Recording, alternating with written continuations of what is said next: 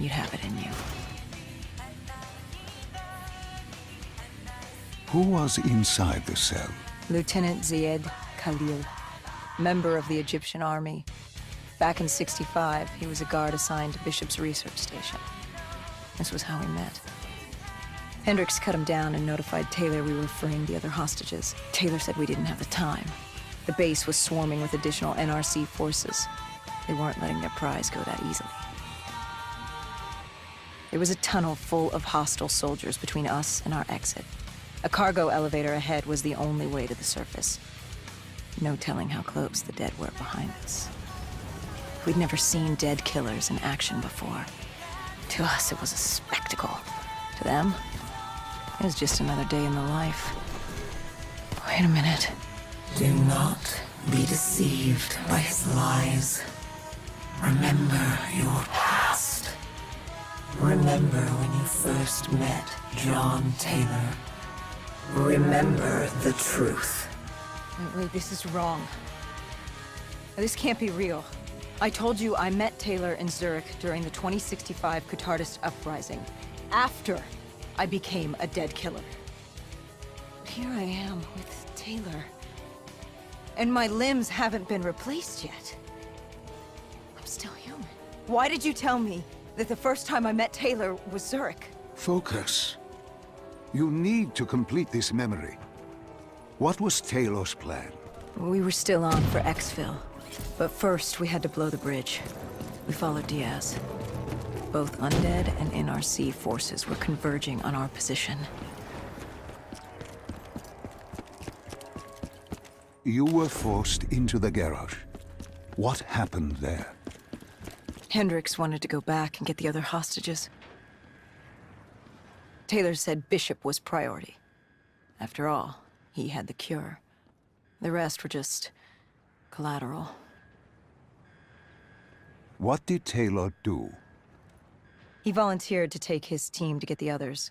We were to take Khalil and Bishop to exfil.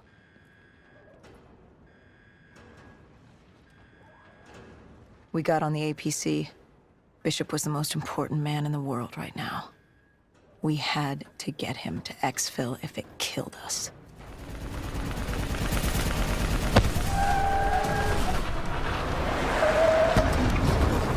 We came in too fast. The APC spun out and crashed.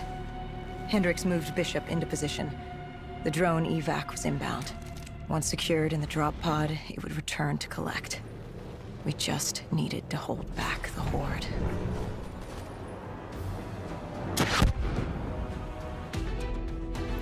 What happened? Airspace was compromised. They had to pull out. Bishop was priority. We were expendable. We heard Taylor over comms. He was inbound and told us to hang on. No. I can't do this. I can't live this again. No, please. I am sorry. You must. No, please! If you wish to defeat Deimos, you must. To save the world, you must relive this. I should have died. I felt myself fade. It was over. That was the day I met John Taylor.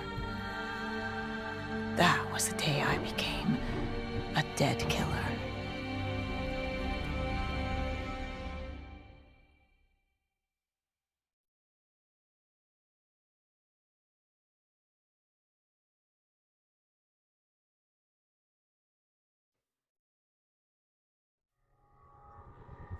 That was the day you met Bishop, the man who found the cure, before he died at the Cairo aquifers. Marethi told you to find him. On Moretti's instruction, we sought him out. We told him what we knew, which at the time was just a name, Deimos. He didn't know much, just that Deimos was responsible for the outbreak, and that a safe house in Singapore had a dossier on the guy. So we returned to Singapore. Little did we know, Gojulan had taken the city, and somehow gotten the undead to obey her. If we were gonna get to the safe house, we'd have to go through them.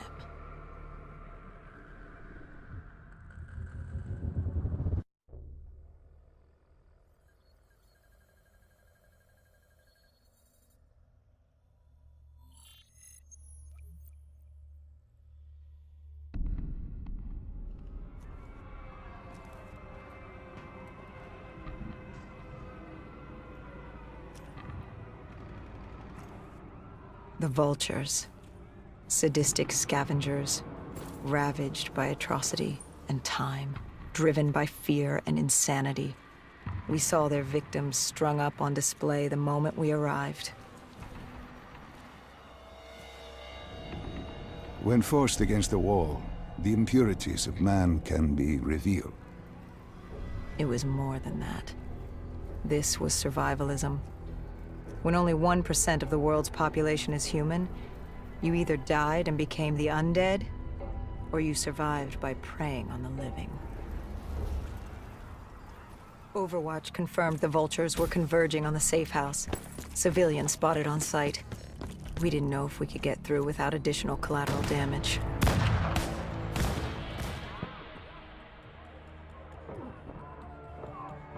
It's curious, the Vulture's behavior. Willing to kill the living and the dead alike without prejudice. Survival of the fittest at its most primal. They act with reckless abandon without thinking of the consequences. They had to know, the more they killed other humans, the slimmer their chances became. Don't think of them as humans. They're animals. Abandoned by any form of governing body, they dictated their own society. They were tribal, nomadic. In their eyes, man was as much a threat as the undead.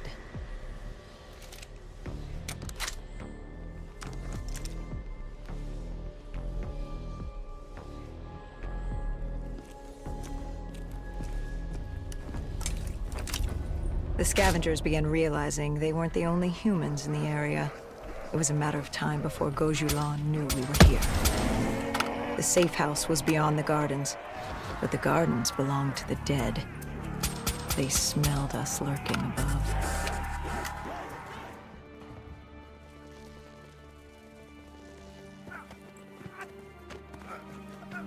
Why did they create these displays? What was the purpose?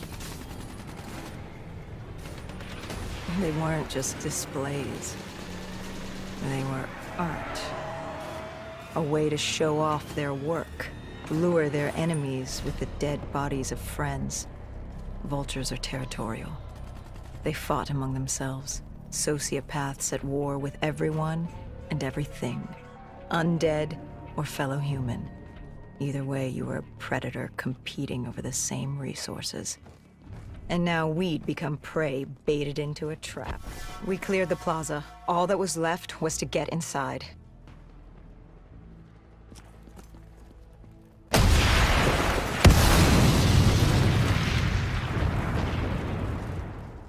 The blast knocked us back. We heard the building creaking. It could collapse at any moment. Hendricks thought we should stand down. It wasn't worth it. You push back. We needed that dossier. At this point, it was our only lead to Deimos. I told Hendricks to call in exfil. I'd take the safe house. Bishop had told us the document was hidden in the panic room within the facility.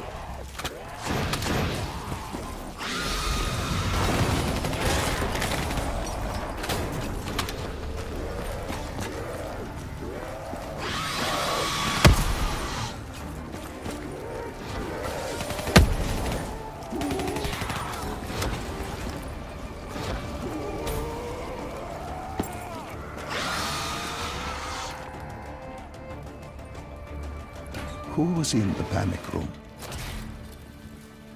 Her. Kane. Our guardian angel. Someone had beaten the hell out of her. Gojulan. She was there for the same thing I was. The same thing our friend was. The dossier. Do it. Kill her. Kill his host. Prove yourself worthy. Did you kill her? I struggled. Panicked. I acted in the heat of the moment. And the file on Deimos? Most likely it was reduced to Kindle. Gone. Or so we thought. Hendricks called in transport. Singapore was another dead end. But we needed a few answers from Kane. Starting with who the hell was she? And what was she doing in an abandoned CIA safe house? The truth proved more eye-opening than we could have imagined.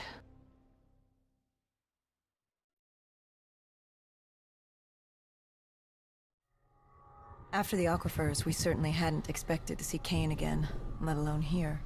She wanted the same thing we did. The data drive on Deimos. Better yet,